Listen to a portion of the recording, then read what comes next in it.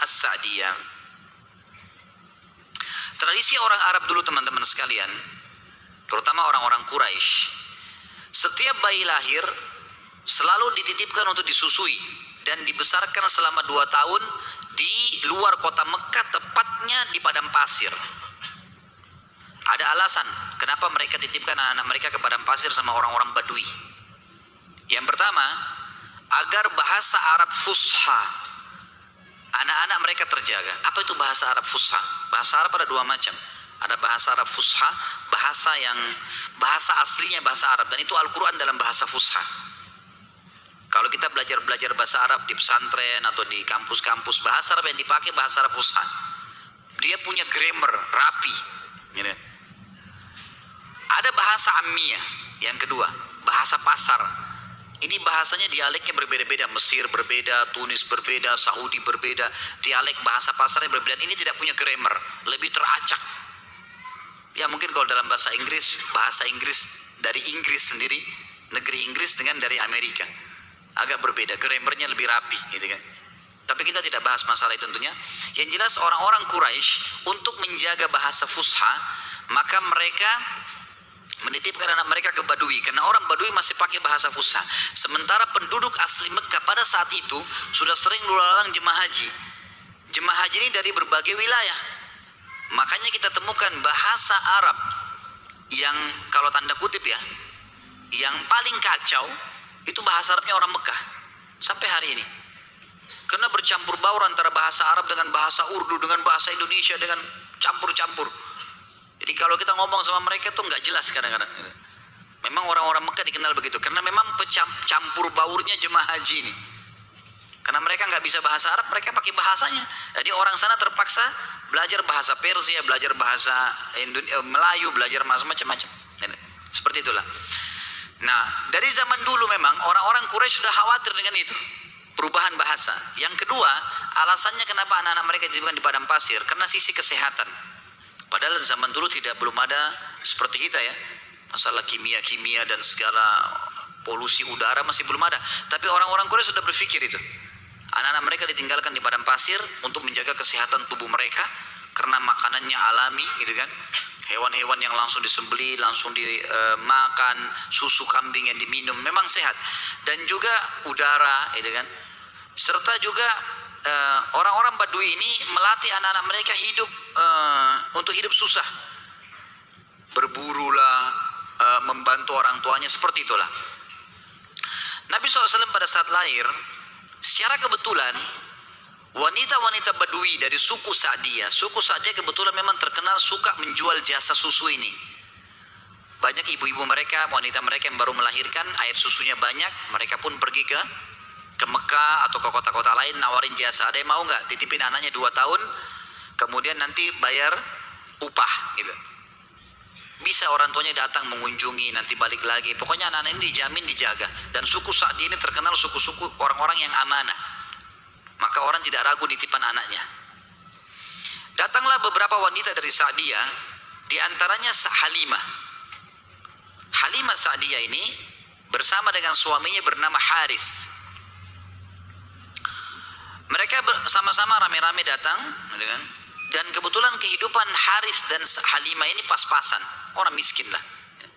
Di rumahnya itu bangunan tua, ada seekor unta yang kurus dan ada 2 ekor jantan dan betina kambing, tapi dua-duanya juga kurus, tidak produktif lagi. Dan Halimah dan Harith punya anak banyak. Mereka akhirnya mengadu nasib pergi ke Mekah. Saat tiba di Mekah, mereka kelilinglah nawarin jasa. Biasanya kalau sudah datang wanita-wanita ini, orang-orang ibu-ibu Mekah pada datang nih, tawarin anaknya dan seterusnya. Mereka keliling-keliling, semuanya menawarkan diri kepada orang-orang kaya karena akan dibayar. Dan pada saat mereka melewati Nabi SAW, mereka menolak. Karena pada saat itu mereka tahunya Nabi SAW tidak memiliki ayah. Abdullah meninggal waktu umur 6 bulan. Siapa yang mau tanggung nih? Abdul Muttalib waktu itu betul Raja Mekah, tapi Abdul Muttalib ini sibuk membiayai jemaah haji, ya, dan memang tidak bisa. Intinya orang-orang perempuan-perempuan saat dia tidak mau menerima Nabi SAW. Semua bawa anak, mau pulang ke kampungnya, tinggal Halimah yang tidak dapat. Lalu suaminya bilang, si Harith, hai Halimah, coba seandainya kamu ambil anak yatim itu, siapa tahu baik buat kita. Maka Halimah pun mengatakan, baiklah, daripada kita pulang dengan tangan kosong, lebih baik kita ambil.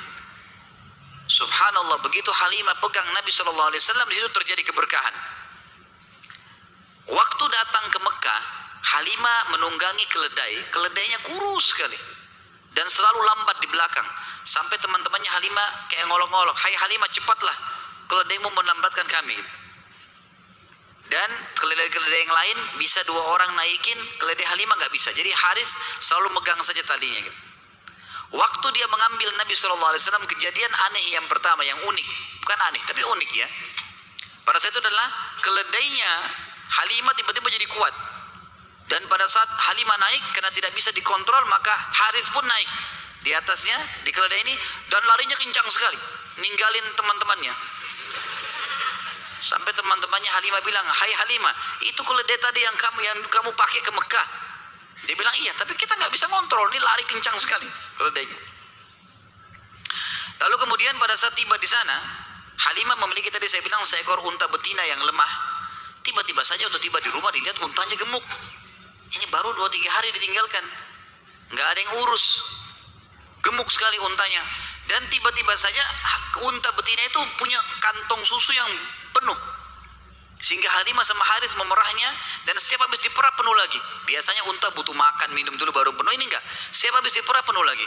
Dia minum dengan anaknya, dengan istrinya si Harith ini, dengan Halimah minum, kemudian anak-anaknya, dan bahkan sempat dibagi-bagi ke teman-temannya, tetangganya, karena penuhnya. Setiap diperah kasih lagi, penuh lagi, begitu terus ya.